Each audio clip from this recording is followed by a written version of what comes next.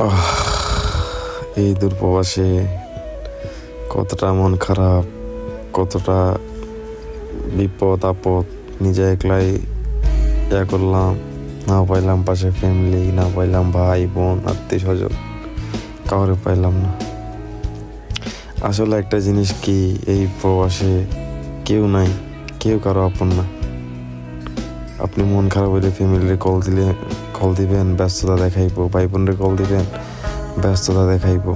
তো এই প্রবাসে হাজারো কিছু কাটিয়ে নিজেকে কি শক্ত করতে হবে, একা রাখতে হবে।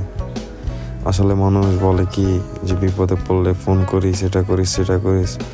বাস্তবতা এগুলা কিছু না। একটা সময় ভাবলাম যে মানুষগুলা যেগুলো বলতো তারা এই বিদেশ আসার পরে কই গেল।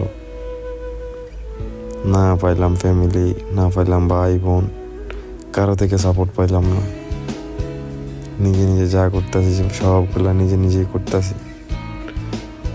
আসলে মানুষ বড় কিছু করতে হলে মানুষের সাপোর্ট লাগে। আজ পর্যন্ত কারো থেকে না পাইছি সাপোর্ট, বোন থেকে না পাইছি, ভাই থেকে না পাইছি, মা বাবার থেকে, কারো থেকে পাইনি।